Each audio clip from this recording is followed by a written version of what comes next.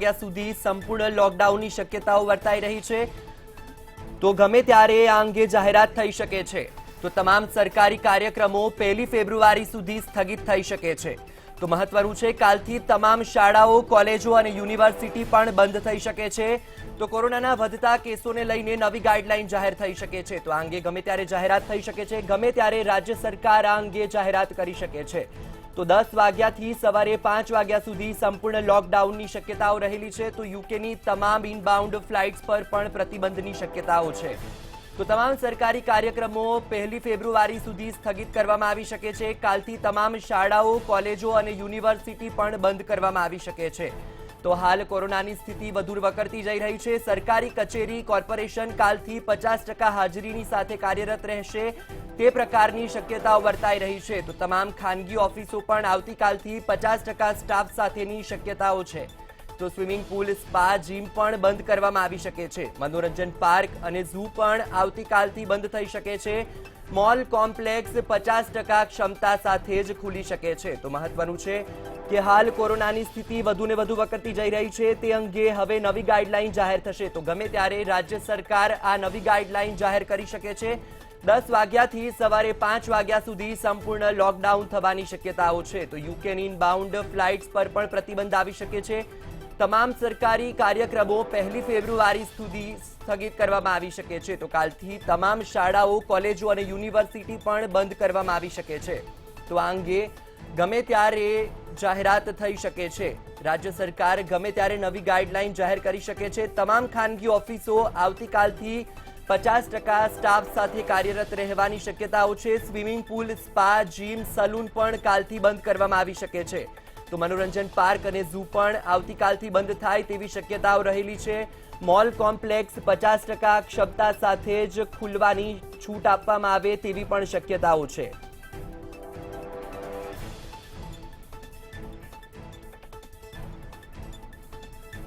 તો આ અંગે વધુ માહિતી સાથે અમારા સંવાદદાતા જય જોડાયા છે। જી જય, ગમે ત્યારે નવી ગાઈડલાઈનો જાહેર થઈ શકે છે, શું છે વધુ માહિતી?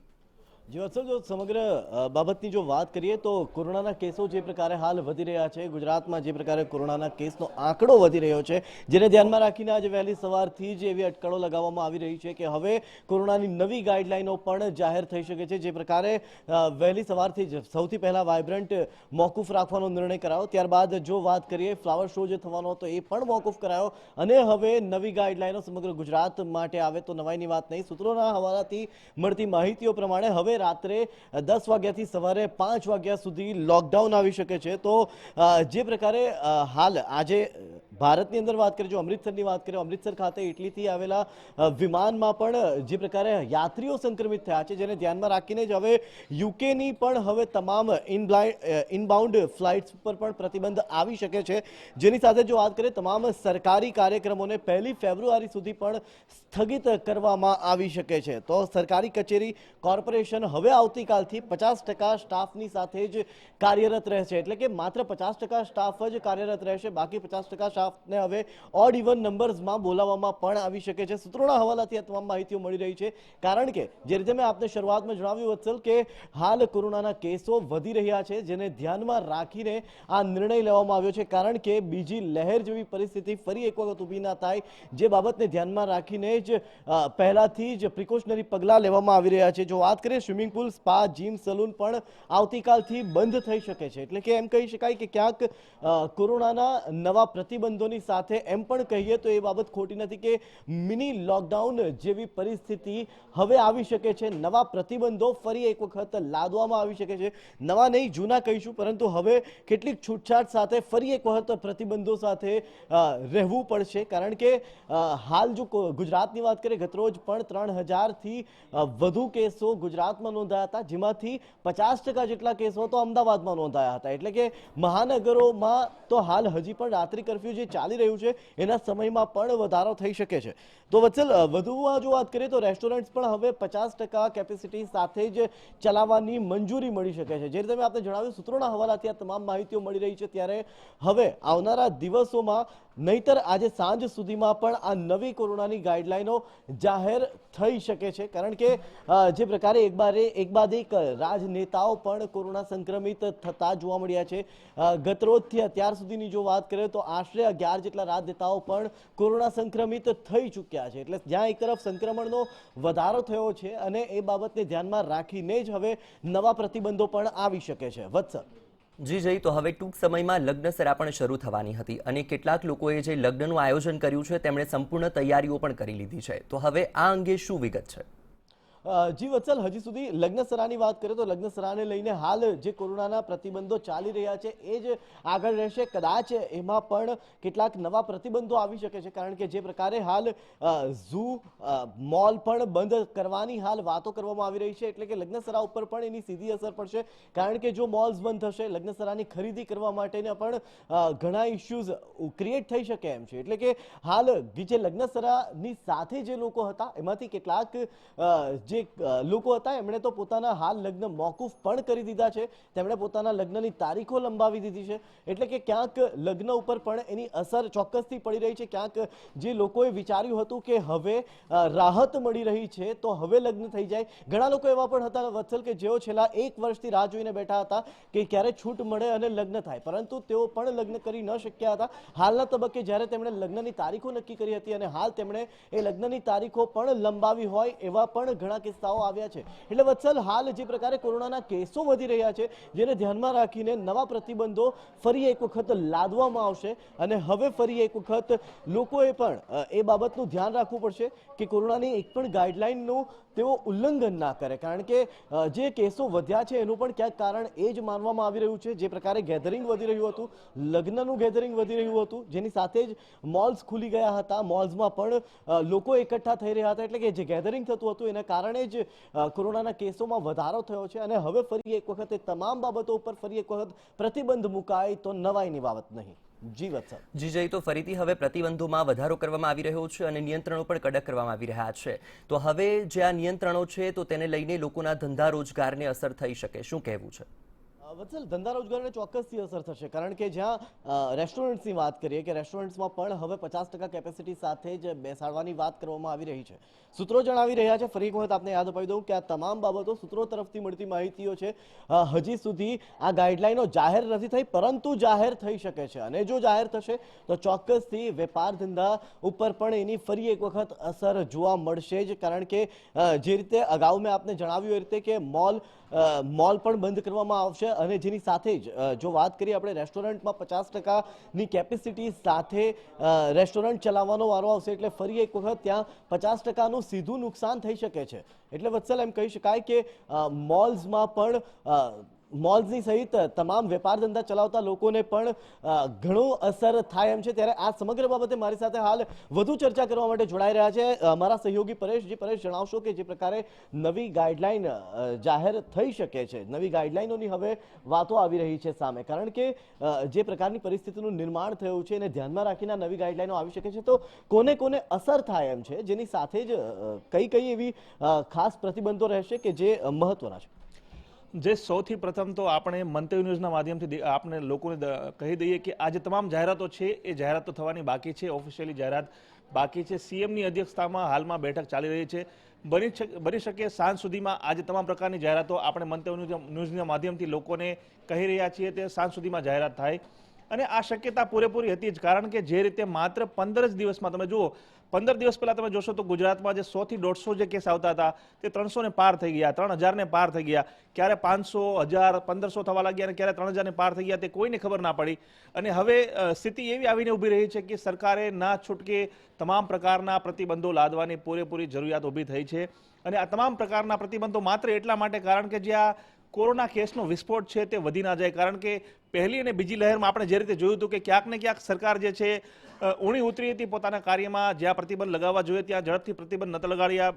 બીજી જે લહેર હતી તેમાં પણ આ જ પ્રકારનો સિનેરિયો જોવા મળ્યો હતો. તો સરકાર આ વખતે એવું ઈચ્છે છે કે જે પહેલા અને બીજી લહેરમાં જે ભૂલ કરી તે લહેરમાં આ ત્રીજી લહેર જે છે સંભવિત, તેમાં કોઈ પણ પ્રકારની ભૂલ નથી કરવી, કોઈ પણ પ્રકારનો કચાશ નથી રાખવો.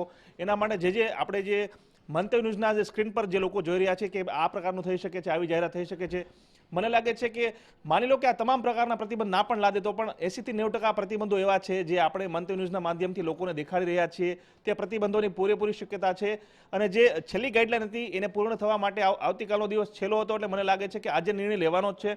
હાલમાં મિટિંગ ચાલી રહી છે અને તમામ પ્રકારના નિર્ણય સાંજ સુધીમાં ઓફિશિયલી જાહેરાત થાય તેવી પૂરેપૂરી શક્યતા છે. અને તમામ પ્રકારના નિર્ણયો જે છે તે કોરોનાના કેસની કંટ્રોલમાં કરવા માટેના જ છે. પછી તે બસમાં 50% સ્ટાફની વાત હોય, ઓફિસોમાં વાત હોય, સરકારી ઓફિસમાં વાત હોય કે તમામ પ્રકારના જે નિયંત્રણો જે આપણે દેખાડી રહ્યા છીએ સાંજ સુધીમાં ઓફિશિયલી જાહેરાત થઈ શકે છે. જય પરેશ, જે રીતે આપણે જણાવ્યું કે હજી સુધી જાહેરાત નથી થઈ, પરંતુ કેટલી જરૂરી છે આ પ્રકારની જાહેરાતો થવી પણ, ભલે નિર્ણય ના લેવાયો હોય પરંતુ આ પ્રકારનો નિર્ણય લેવાવો કેટલો જરૂરી છે હાલ? તમે જુઓ કે ગુજરાતની જે સ્થિતિ છે અન્ય રાજ્યો કરતાં 2-3 રાજ્યો જે છે પછી જે મહારાષ્ટ્ર હોય કે દિલ્હી એની કરતાં પ્રમાણમાં સારી છે, પરંતુ જે ઝડપથી કેસોની ગતિ વધી છે રાજ્યમાં તેના કારણે તમામ પ્રકારના પ્રતિબંધો જરૂરી જ હતા.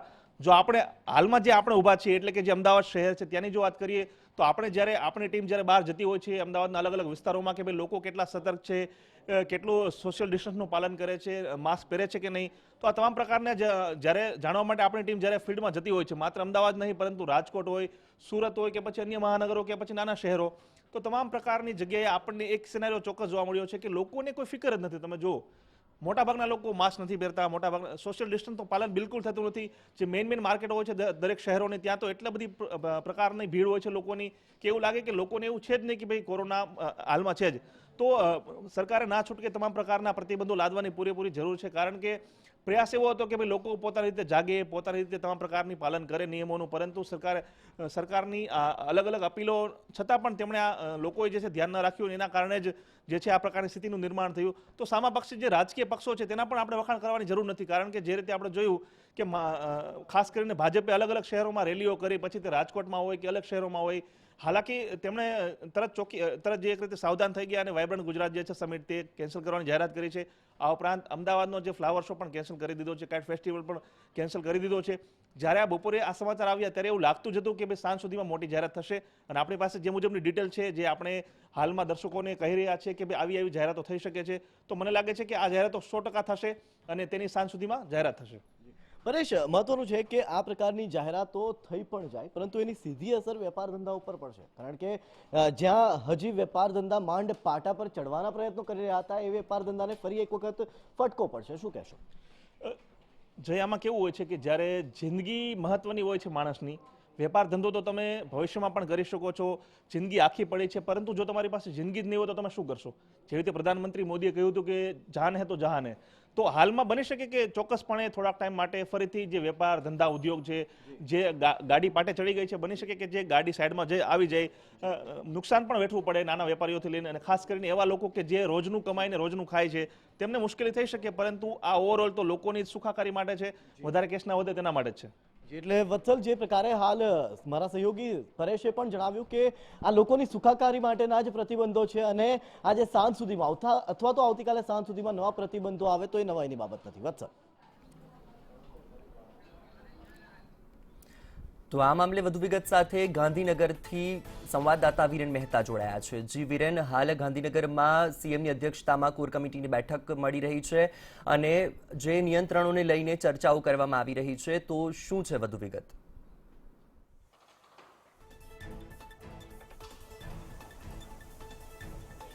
ચોક્કસ જે પ્રમાણે આજે સવારથી જે ઘટનાક્રમ જે સામે આવ્યો છે, જે પ્રમાણે 10, 11, 12 જે વાઇબ્રન્ટ સમિટ યોજાવાની હતી તે એકદમ મોકૂફ રાખવામાં આવી છે. અને હાલ જે રાજ્યમાં જે કોરોનાનું સંક્રમણ વધી ગયું છે, છેલ્લા 3 દિવસની વાત કરીએ તો રોજ 1000થી પણ વધુ કેસો આવતા હોવાને લીધે રાજ્ય સરકાર દ્વારા આ નિર્ણય લેવામાં આવ્યો છે. અને હવે આજે એ જે એસઓપીની તારીખ છે આજે પૂર્ણ થાય છે, આવતીકાલે નવી એસઓપી જાહેર કરવામાં આવશે. એટલે આજ મોડી રાત સુધીમાં એક નવી એસઓપી જાહેર થાય જે આવતીકાલથી લાગુ કરવામાં આવશે.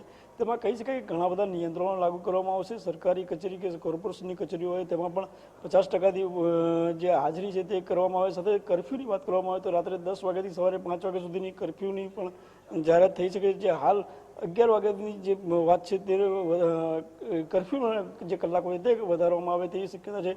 સાથે જીમ છે, સ્પા છે, આ જે બધી સંસ્થાઓ છે તેની પર પ્રતિબંધ આવે તેવી શક્યતાઓ લાગી રહી છે. પણ કહી શકાય કે જે પ્રમાણે કોરોનાનું સંક્રમણ વધી રહ્યું છે, હાલ જે સ્કૂલો શાળાઓ જે હમણાં થોડા સમય પહેલાં જ ચાલુ થઈ છે તેની પર પણ કહી શકાય કે તેના સમયમાં ફેરફાર કરવામાં આવે અથવા તો 1 થી 8 ધોરણ બંધ કરવામાં આવે અને ઓનલાઈન શિક્ષણ કરવામાં આવે તેવી પણ શક્યતાઓ જોવાઈ રહી છે. જી વિરેન, માહિતી બદલ આભાર.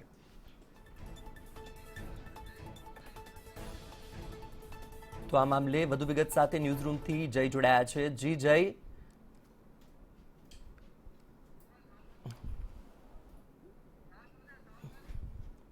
જી જય, તો હવે પ્રતિબંધો લાગવામાં આવી શકે છે. હજુ પ્રતિબંધો લાગ્યા નથી, પણ પ્રતિબંધો લગાવવામાં ટૂંક સમયમાં આવી શકે છે, કારણ કે ગાંધીનગરમાં સીએમની અધ્યક્ષતામાં બેઠક મળી રહી છે. તો હવે જે પ્રકારે કોરોનાના કેસો પણ વધી રહ્યા છે અને કોરોનાની સ્થિતિ વધુને વધુ વકરી રહી છે, તો હવે ક્યાંક ને ક્યાંક રાજકીય અને ધાર્મિક કે સામાજિક મેળાવડાઓ પણ જવાબદાર છે, તો ક્યાંક લોકો પણ બેદરકાર સામે આવી રહ્યા છે. તો શું કહેશો? જી ચોક્કસથી વત્સલ, લોકો ચોક્કસથી બેદરકાર જોવા મળ્યા હતા, કારણ કે આપણે વાત કરી રાજકીય અને ધાર્મિક મેળાવડાની. હાલ જે રીતે આપણે વાત કરી, રાજકીય અને ધાર્મિક મેળાવડા એ પ્રજા વગર, લોકો વગર શક્ય જ નથી. હવે લોકોએ વિચારવાનું હતું કે તેમણે ત્યાં જવું કે ના જવું, કારણ કે દરેક પોતાનો એક નિર્ણય લઈ શકે એમ હોય છે, પરંતુ લોકો ત્યાં પહોંચે છે અને ત્યારબાદ જ્યારે આ પ્રકારે કોરોનાનો રાફડો ફાટી નીકળે છે અને જ્યારે સરકાર આ પ્રકારે પ્રતિબંધોની વાત કરે છે, ત્યારે ક્યાંક વેપારીઓની વાત કરે અથવા તો ક્યાંક પ્રજાની વાત કરે અથવા લોકોની વાત કરે, સીધા સવાલો કરતા હોય છે કે જ્યારે રાજકીય મેળાવડા થયા તો ત્યારે તમે ક્યાં ગયા હતા. પરંતુ મહત્વની બાબત એ છે કે રાજકીય મેળાવડામાં હાજરી આપણે જાતે આપી હતી અને હજી પણ સમય ગયો નથી, હજી પણ સમજી શકાય એટલો સમય છે, હજી પણ સાચવી લેવાય એટલો સમય છે. એટલે વત્સલ, હજી પણ લોકોએ એ બાબત ચોક્કસથી ધ્યાનમાં રાખવાનું છે કે કોરોનાની ગાઈડલાઈનનું હવે પાલન કરી લઈએ, જો અત્યાર સુધી ના કર્યું હોય તો, અને હવે આ પ્રકારના ગેધરિંગમાં કોઈ પણ ભોગે આપણે ભાગ ના લઈએ. જી વત્સલ. જી જય, તો જે રીતે આપણે જાણીએ છીએ કે હવે વાઇબ્રન્ટ સમિટના ગણતરીના દિવસો બાકી હતા અને ગણતરીના દિવસોની વચ્ચે આજે ત્વરિત નિર્ણય લેવામાં આવ્યો અને સમિટ કેન્સલ કરવામાં આવી. સાથે જ જે પણ ફ્લાવર શો હતો, કાઇટ ફેસ્ટિવલ હતો, તે પણ કેન્સલ કરવામાં આવ્યો છે. તો હવે કહી શકાય કે જે પણ કોરોનાની સ્થિતિ છે તે વધુ વકરતી દેખાઈ રહી છે. શું કહેશો? જી ચોક્કસથી વત્સલ, કોરોનાની સ્થિતિ વકરતી દેખાઈ રહી છે, જેની સામેનો એકમાત્ર જો ઉપાય હોય તો એ વેક્સિનેશન છે. ત્યારે આ જ મામલે મારી સાથે વધુ ચર્ચા કરવા માટે જોડાયા છે મારા સહયોગી માનસીજી. માનસી, જણાવશો હાલ જે પ્રકારે નવા પ્રતિબંધો રાખવાની વાત કરવામાં આવી રહી છે, ત્યારે હજી પણ ઘણા લોકો એવા છે, હજી પણ 30% વધુ લોકો એવા છે કે જેમણે વેક્સિન નથી લીધી. શું કહેશો, કેટલી જરૂરી છે વેક્સિન? જેની સાથે જ જ્યાં એક તરફ કિશોરો માટે ની વેક્સિનેશનનું જે અભિયાન ચાલી રહ્યું છે એ કેટલું આગળ ચાલી રહ્યું છે, શું કહેશો? બિલકુલથી જય, ખાસ કરીને વાત કરવામાં આવે તો કોરોનાથી બચવા માટે એક જ માત્ર રામબાણ ઇલાજ છે, જે સંજીવની સમાન છે, જે વેક્સિન. તંત્ર દ્વારા પણ અનેક લોકોને અપીલ કરવામાં આવી રહી છે, અનેક સ્કીમો પણ તંત્ર દ્વારા કે લોકો વેક્સિન લે તે માટે બહાર પાડવામાં આવી હતી. ત્યારે સૌથી વધુ કહી શકાય કે કેટલાક ગુજરાતમાં એવા લોકો છે કે જેમને વેક્સિનનો બીજો ડોઝ નથી લીધો, ત્યારે તંત્ર દ્વારા અવનવી જે સ્કીમો હતી કે લોકો વેક્સિનનો બીજો ડોઝ લે તે પ્રમાણે સ્કીમો પણ બહાર પાડવામાં આવી હતી. તેમ છતાં પણ કેટલાક લોકોની બેદરકારી હજી પણ સામે આવી રહી છે. કેટલાક લોકોએ હજી પણ વેક્સિનનો બીજો ડોઝ નથી લીધો. ત્યારે સરકાર દ્વારા અને જે તબીબો છે તેમની દ્વારા પણ અનેક વખત લોકોને અપીલ કરવામાં આવી રહી છે કે જે રીતે કોરોનાના કેસો વધી રહ્યા છે, ત્યારે કોરોનાથી બચવા માટેનો એકમાત્ર ઉપાય વેક્સિન જ છે, જેથી લોકો વેક્સિન લે. મહત્વનું છે જય કે અનેક એવા કિસ્સાઓ પણ કેટલાક સામે આવી રહ્યા છે કે જે લોકોએ વેક્સિનના 2 ડોઝ લીધા છે તેઓ પણ ક્યાંક ને ક્યાંક સંક્રમિત થઈ રહ્યા છે. તો ચોક્કસથી કહી શકાય કે આવા કિસ્સાઓમાં જો વેક્સિન ન લીધી હોય તો તે વ્યક્તિ કોરોના સંક્રમિત થાય તો તેને કેટલી સમસ્યા થઈ શકે છે, એટલે કે શારીરિક રીતે અનેક જે સમસ્યાઓ છે તે સર્જાઈ શકે છે. ત્યારે નિષ્ણાંત તબીબો દ્વારા હવે ક્યાંક ને ક્યાંક સત્તાવાર રીતે જાહેરાત નથી કરવામાં આવી, પરંતુ તેમ છતાં પણ કેટલાક તબીબો દ્વારા સતત કહેવામાં આવી રહ્યું છે કે કોરોનાની ત્રીજી વેવની જે શરૂઆત છે તે શરૂઆત થઈ ચૂકી છે, ત્યારે હજી પણ અમદાવાદીઓની અને ખાસ કરીને લોકોની બેદરકારી સામે આવી રહી છે. નિયમોનું તો પાલન નથી કરી રહ્યા લોકો, પરંતુ તેમ છતાં પણ લોકો એવા પણ જોવા મળી રહ્યા છે કે જેઓએ વેક્સિન પણ નથી લીધું, જેથી અનેક જે સમસ્યા છે એટલે કે કોરોનાનું સંક્રમણ વધી શકે છે, જેના કારણે પણ ક્યાંક ને ક્યાંક જે ચોક્કસથી કહી શકાય કે રાજ્ય સરકારે અનેક જે પ્રતિબંધો છે તે લગાડશે તેવી પૂરેપૂરી શક્યતાઓ હાલ સેવાઈ રહી છે. માનસી, આપની પાસેથી ખાસ એ જાણવા માંગીશ, હાલમાં જ 2 દિવસ પહેલા જ્યાં એક તરફ IMA દ્વારા સૌથી પહેલા ચેતવણીના સૂરમાં કેટલાક સૂચનો કરવામાં આવ્યા હતા, ત્યારબાદ આજે વહેલી સવારે વાઇબ્રન્ટ સમિટને પણ મોકૂફ રાખવાની વાત સામે આવે, ફ્લાવર જે શો થવાનો હતો એ પણ કેન્સલ કરવામાં આવે, અને ત્યારબાદ જ્યારે હવે નવા પ્રતિબંધો આવવાની વાત આવી રહી છે, આ સમગ્ર ઘટનાક્રમને કઈ નજરે જોવામાં આવી રહ્યો છે, લોકોનું શું માનવું છે? બિલકુલથી જય, ખાસ કરીને વાત કરવામાં આવે તો કેટલીક વખત એવું સામે આવી રહ્યું છે, કારણ કે જે શાળાઓ શરૂ થઈ હતી ત્યારે પણ AMAના જે તબીબો હતા તેમના દ્વારા સરકારને અપીલ કરવામાં આવી હતી કે હજી સુધી બાળકોની વેક્સિન નથી આવી, તો જે ઓફલાઈન જે શિક્ષણ છે તે બંધ કરવામાં આવે, આવી અનેક સૂચનાઓ આપવામાં આવી હતી. અને ત્યારબાદ અનેક જે કોરોનાનું સંક્રમણ વધતું હતું તે રીતે AMA દ્વારા અનેક જે સૂચનાઓ હતી સરકારને પત્રો લખ્યા હતા, અનેક વખત નવી જે રજૂઆતો હતી તે કરવામાં આવી હતી. ત્યારબાદ જો વાત કરવામાં આવે જાય તો 2 દિવસ અગાઉ જ AMA દ્વારા સરકારને પત્ર લખવામાં આવ્યો હતો, જેમાં કેટલાક જે નિયમો છે તે ચુસ્ત બનાવવામાં આવે તેવી માંગ કરવામાં આવી હતી. આ જે નિયમો, જે નવા નિયમો આવે છે તેની એડવર્ટાઇઝરી પહેલા જ AMA દ્વારા જાહેર